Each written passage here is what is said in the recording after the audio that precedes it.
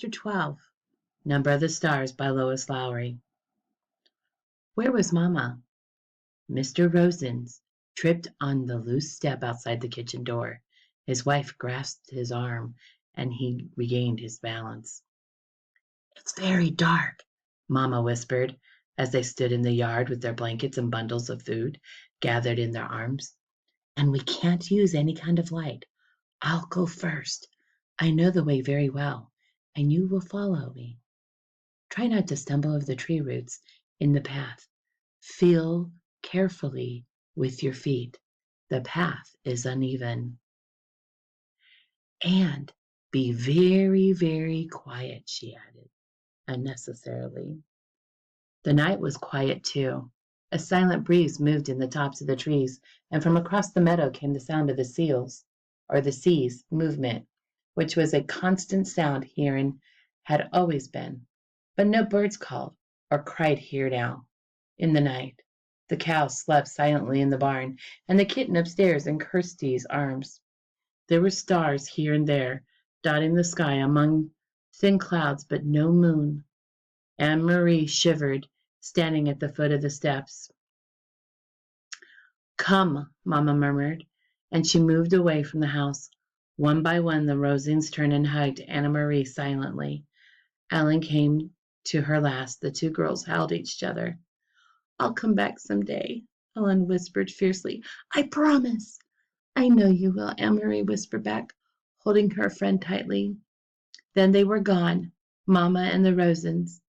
Anne-Marie was alone. She went into the house crying suddenly and closed the door against the night. The lid of the casket was closed again. Now the room was empty.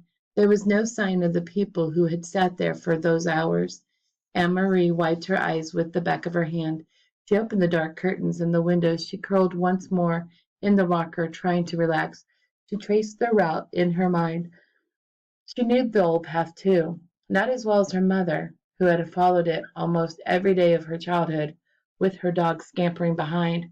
But Anne-Marie had often walked to town and back that way, and she remembered the turns, the twisted trees whose gnarled roots pushed the earth now and then into knotted clumps, and the thick bushes that often flowered in early summer. She walked with them in her mind, feeling the way through the darkness.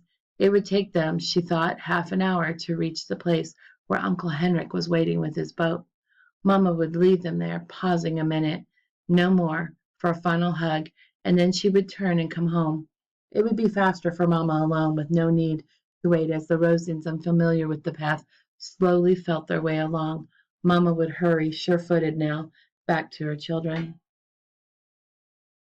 The clock in the hall struck once.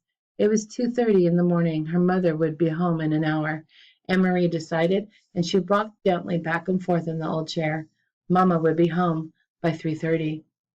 She thought of Papa, back in Copenhagen alone. He would be awake too. He would be wishing he could have come, but knowing too that he must come and go as always. To the corner store for the newspaper, to his office when the morning came, and now he would be afraid for them and watching the clock, waiting for word that the Rosens were safe,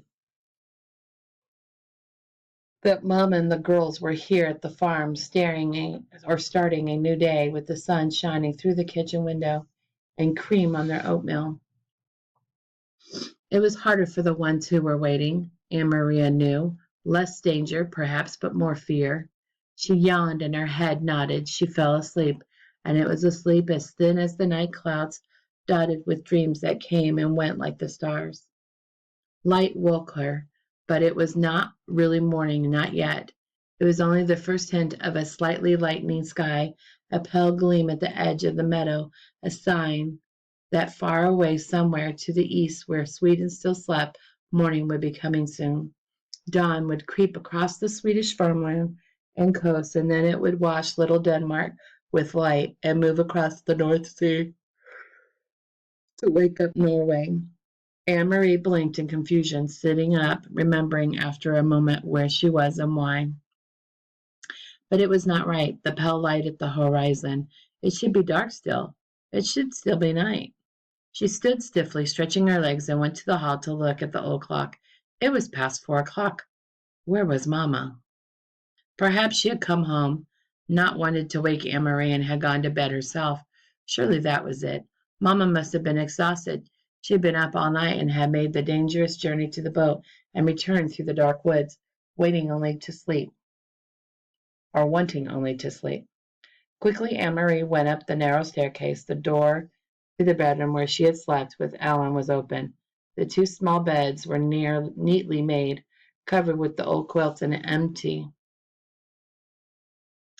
Beside it, Uncle Henrik's door was open, too, and his bed, too, was unused and empty. Despite her worry, Anne-Marie smiled slightly when she saw some of Henrik's clothes crumpled in a chair and a pair of shoes caked with barnyard dirt lying on the floor. He needs a wife, she said to herself, imitating Mamma. The door to the other bedroom, the one Kirsty and Mamma were sharing, was closed. Quietly, not wanting to wake them, Anne-Marie pushed it open. The kitten's ears moved, standing up straight. Its eyes opened wide, and it raised its head and yawned. It pried itself out from under Kirsty's arm, stretched, and then jumped lightly to the floor and came to Anne-Marie. It rubbed itself against her leg and purred. Kirsty sighed and turned in her sleep, one arm free now of the kitten's warmth and comfort, dung itself around and across the pillow. There was no one else in the wide bed. Anne-Marie moved quickly to the window which overlooked the clearing that led to the path's entrance. The light outside was still very dim, and she peered through the dimness, trying to see, looking for the opening in the trees where the path began, looking for Mamma hurrying home. After a second, she saw a shape there, something unfamiliar, something that had not been there the day before, a dark shape, no more than a blurred heap at the beginning of the path. Anne-Marie squinted, forcing her eyes to understand, needing to understand, not wanting to understand. The shape moved, and she knew it was her mother lying on the earth. That is the end of this chapter.